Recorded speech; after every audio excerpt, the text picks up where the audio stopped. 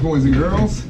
Today on Joe Knows Stuff TV, we're going to discuss freezing potatoes, peppers, and making recipes for freezing on Joe Knows Stuff TV. Go to intro.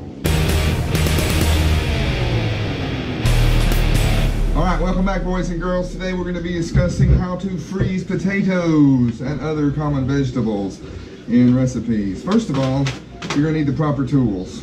Naturally, knives are part of it, truck containers. I've got a specialty cutter here that I've had for a number of years that I like. It's got some blades in it, it's got some things for whipping up flours, a basket for straining. And what I do is I use this, something taped up. I use this for cutting and dicing. Just put that in there. Top on there. Make sure the gears engage in the spinner. Put your handle on it. And boom. You just cut your vegetables up, put them in there. It makes little chops out of it. That's my favorite way to freeze potatoes. Another way is the French fry way. Both of these, this is an antique. This goes back to my childhood. My mother had it. This is a newer model. And then you can also do wedges. If you want potato wedges, this is actually an apple peeling. And if you want real fine hash browns, you use this guy right here with the fine blade. Slide it right in here. Put your potato on this guy. And then just go up and down. It makes real tiny hash browns. The problem I have with freezing potatoes like that is they come out kind of mushy. But we're going to go through all the stages today. So let's get started.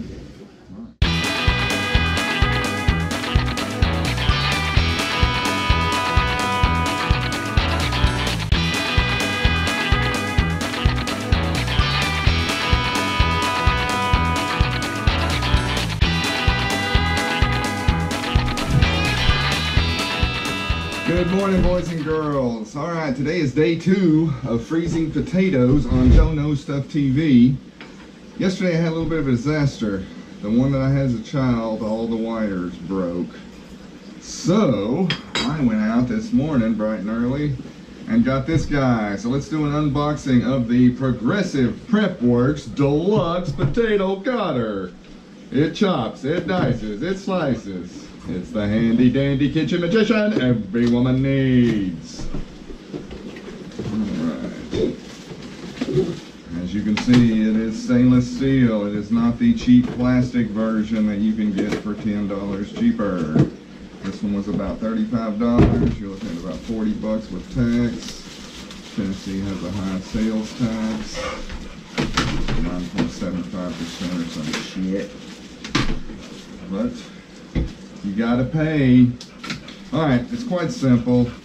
Got a couple of cutters here.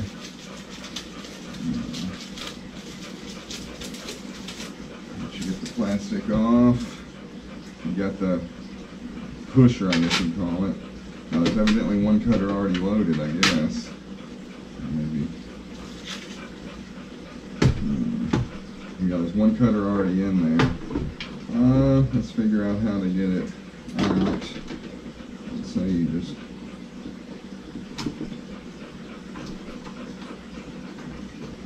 do that right there.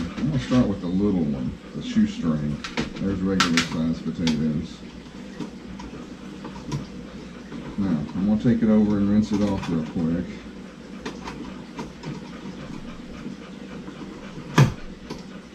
Just slide that back in place to lock it in place, and then pushes forward.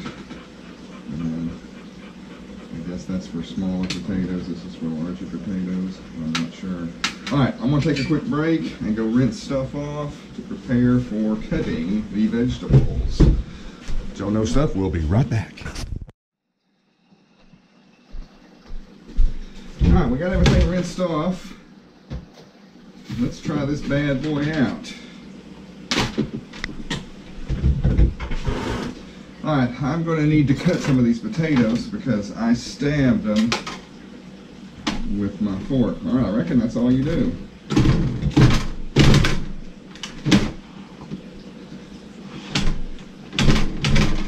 You pull it out. Like push it all the way out. What the hell?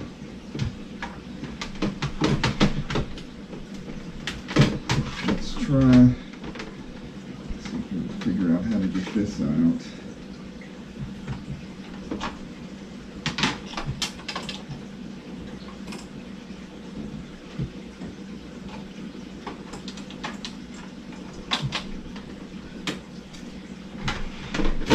There we go, that's the one we needed. The big one, I don't know what it's for. You gotta get the one with the small grains. Now that's a good looking French fry right there, folks. That'll cook up great. Alright. Now some of these potatoes, they were stabbed by my pitchfork. So I'm gonna have to cut out the parts that are dirty from the pitchfork going in them.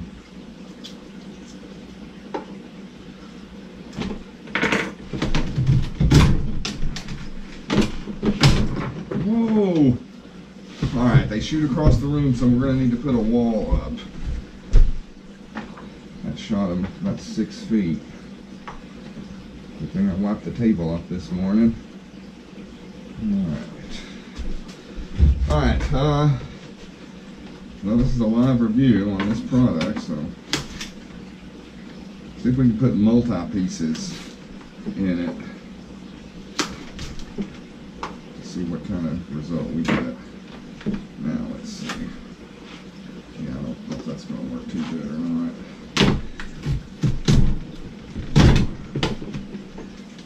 Yeah, it just made some real short, more or less hash browns, which is cool. I like those.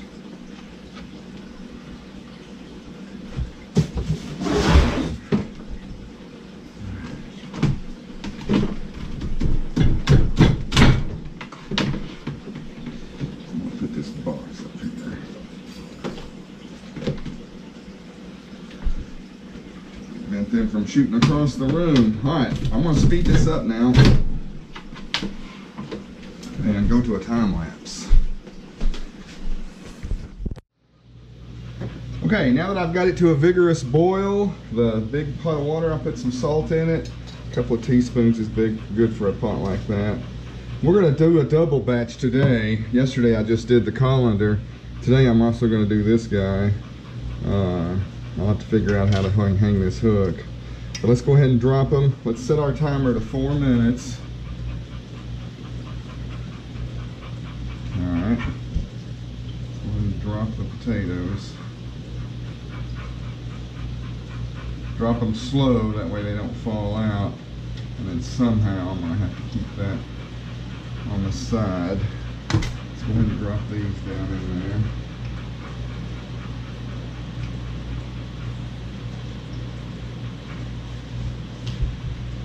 Alright, we'll leave that in there for 3 to 4 minutes. Probably 4 minutes, because when you put room temperature potatoes in boiling water, it takes the temperature of the water down, so it takes it a few minutes to get back up to good boiling. But basically what you're doing when you're blanching is you're killing the enzymes that continue to grow and change and quite literally die because they're no longer on the stem, and it changes the flavor of the potato. Alright, we've got some bags marked. These are Kennyback potatoes. These are from the second row. I got the first row done last night about 7 o'clock, and this one's going to go by a lot quicker because of that shoestring maker, that French fry maker I bought today for $35. Well worth the investment. I put on here shoestring, the date. I put yesterday's date, but it's just because I was in the habit of doing it from yesterday. Alright, we're going to blanch these, then we're going to put them in our tub of cold water, which is over here by the sink. Let's see if we can turn this around with the light. I've got a bucket of cold water in the sink that we just blanch them in. So that'll conclude this part, and we're almost done. Tomorrow we are going to freeze grapes, freshly picked grapes.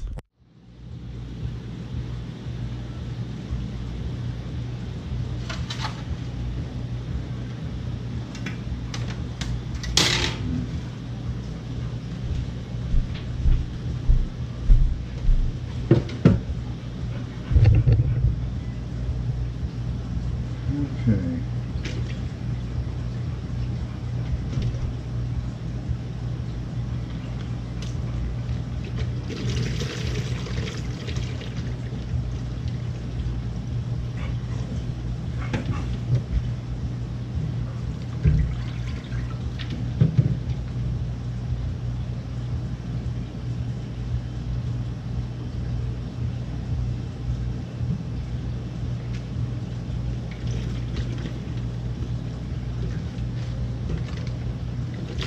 All right, we're gonna let that set for 3 to 4 minutes, bag them up, and get ready to do the next batch.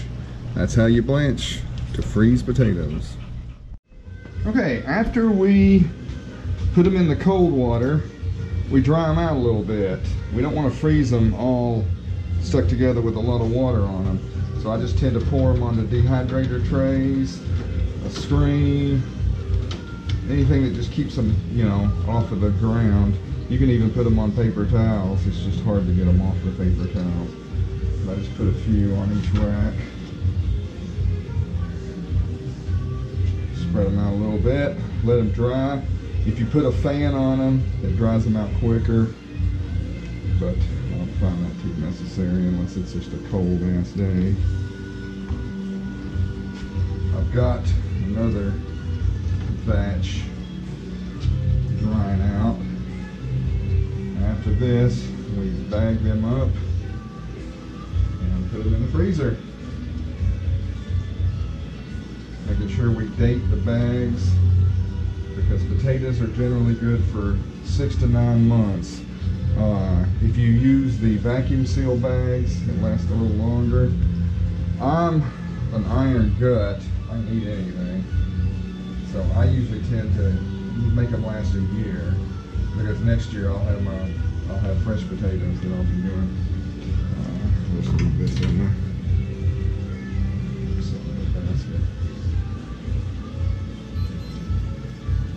Let them dry out this way. And then we'll bag them up, get them in the freezer. And this vlog is almost over. I'll show you what's in the freezer when I'm done. Okay, we've let them dry for several hours. And we're getting ready to put them up into some bags.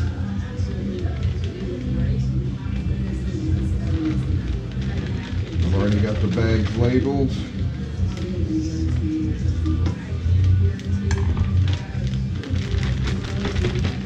Put a little bit in. Now, I'm going to show you what I've got packed up already. From 2 5-gallon buckets of potatoes, I got 1 5-gallon bucket from a 40-foot row for each 40-foot row. I've got 4 more rows left. I'm going to do them next week. I'm going to leave them in the ground a little bit longer. Let's show you what I've got.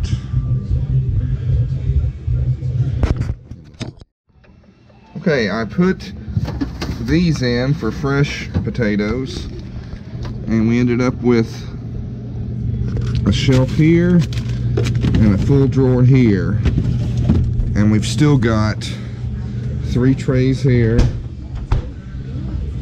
and 4 trays over on the kitchen table. So that is how to freeze potatoes. I know this was a little lengthy, but my vlogs usually are. Come back tomorrow, and Joe Knows Stuff TV is going to teach you how to freeze grapes. Later.